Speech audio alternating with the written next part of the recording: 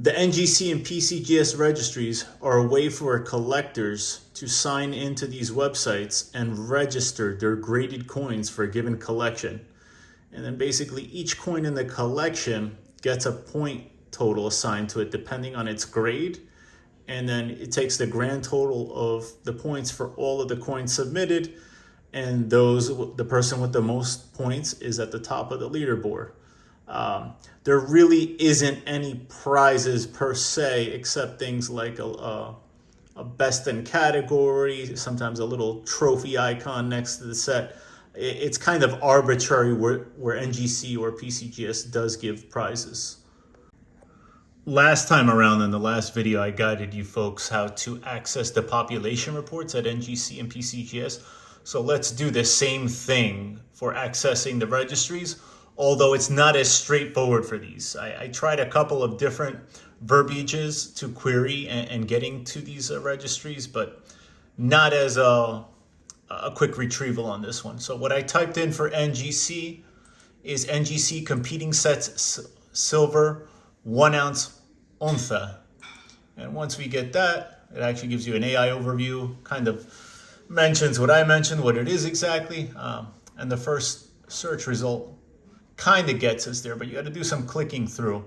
This is basically the classifications of different sets for Mexican coinage, world coins, and you want to go to bullion coinage silver, and that's where the Libertads are going to be found under.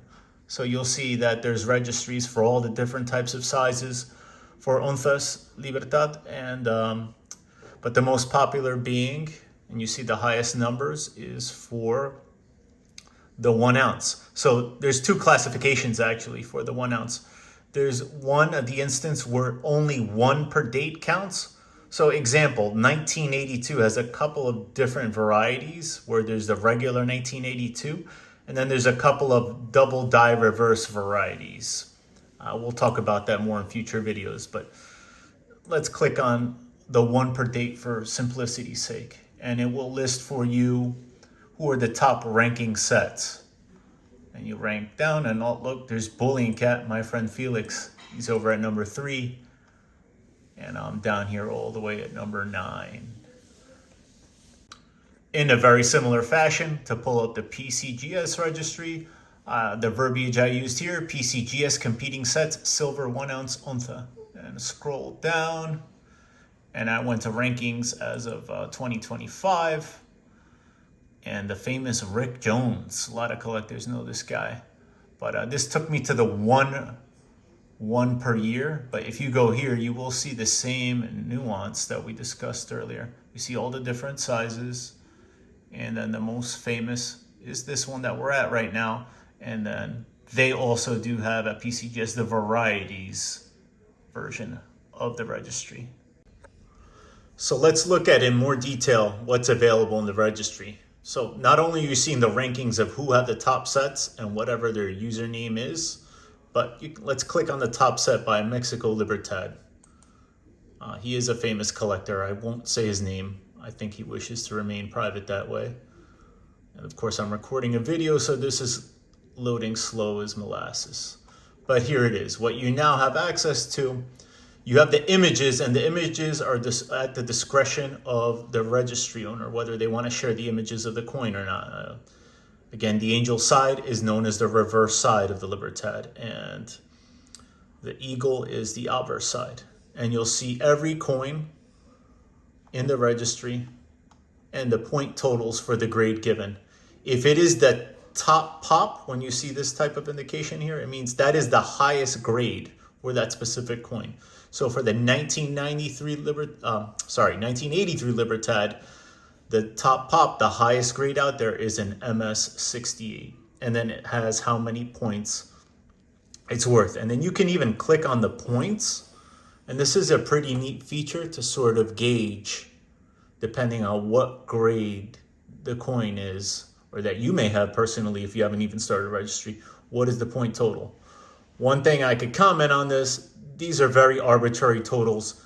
There is no systematic algorithm with any meaning behind the scenes. I can assure you that. I know folks who had point totals changed by simply nagging an email at NGC. I think the process is a bit ludicrous, and it can be really set up to have some meaning where you can base points, have a fixed portion of the points for every year's coin be based on the total mintage.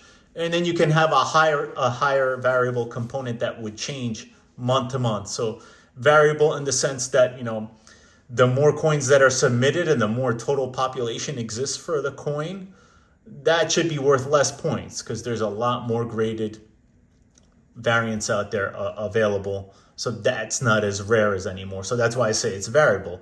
The more that become graded, the less points that they should be worth. So in future videos, we're going to go one coin by one coin each year and kind of discuss the nuances and the statistics by year and look at coin images, get a close-ups on double dies and whatnot. But I did want to make this comment because I truly don't understand the quality control of the early 80s coins. I've talked about that in prior videos a lot, but this is what I'm talking about. This is a 1985 MS69.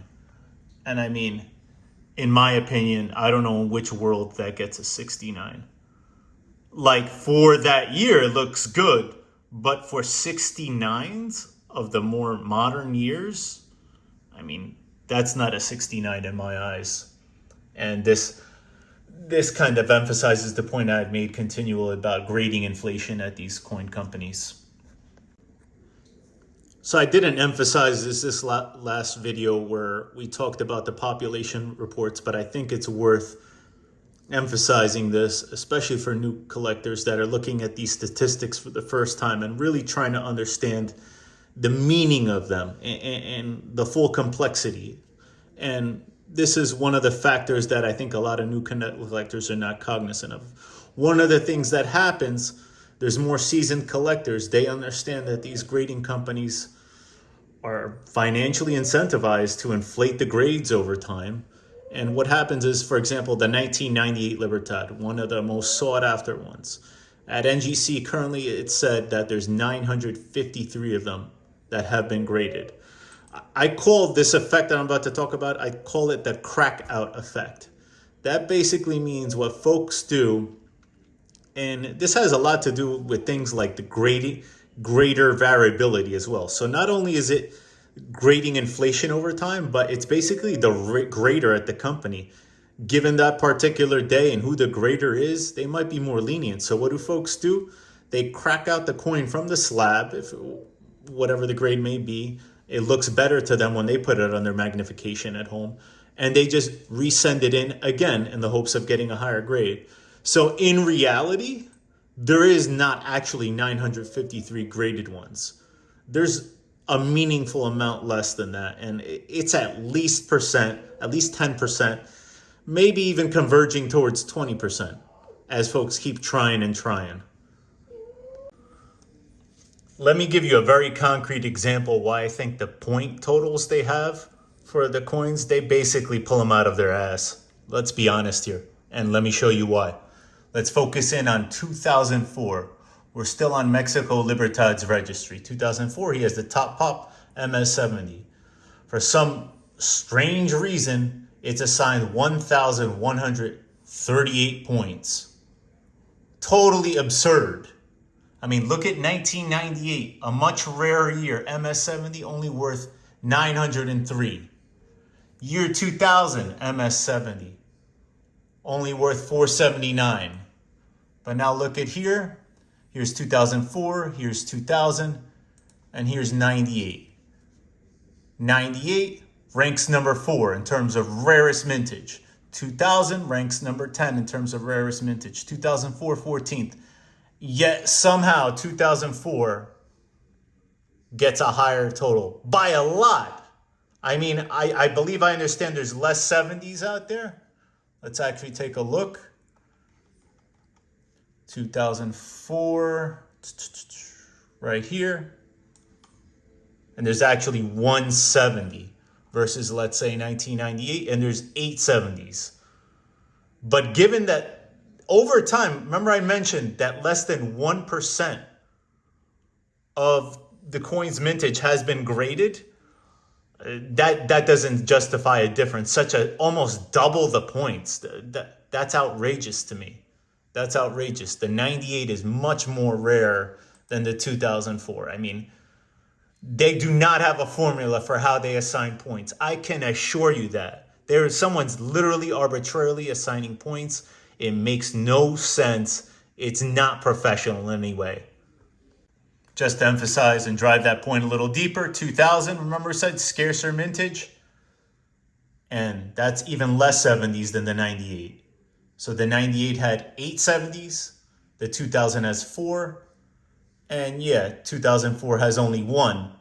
But that does not justify the obscenity and difference in points assigning the 2004 1,138 points versus only 479 for the year 2000. Come on, NGC, do better. Quickly wanted to just highlight the set with varieties. This is RJ, he's number 1 on that list. And it just basically now 82 has all the varieties listed in here, and each of them have points. So there's the regular 82 with no variety designation. There's the double die reverse number 1, and then the triple die reverse. And of course, like I had mentioned in prior videos, they're charging you $18 extra just to have this designation on the coin. Not a fan of a lot of these designations. We'll talk about that more in future videos as we go through each of the year's coins one by one. This is the same RJ from the NGC side. This is him on the PCGS side. He has the top set over here. If you thought the point assignments were strange over at NGC, well, at PCGS, it's not even clear how they're assigning points and how they're ranking. Not clear at all. There was a video where I compared NGC to PCGS, and while NGC in my eyes is declining, particularly in the most recent years since the Blackstone acquisition, where they're just handing out 70s like hotcakes, I still think NGC is superior, even though they're starting to hand out 69s on those old 80s coins. And where that really stands out, check out the 1985 Libertad MS69. They already handed out 23 69s over at PCGS. I mean, I can't tell you enough about grading inflation and just handing out high grades like that. It makes no sense.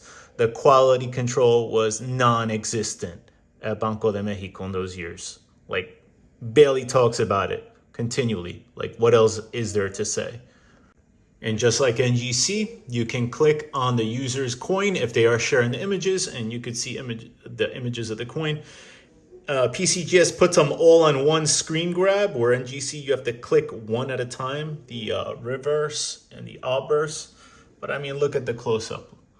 Look at the rim. How is that a 69? That's an embarrassment, for God's sake. I hope you enjoyed this video on the NGC PCGS registries. Subscribe, click like, and stay tuned for more videos.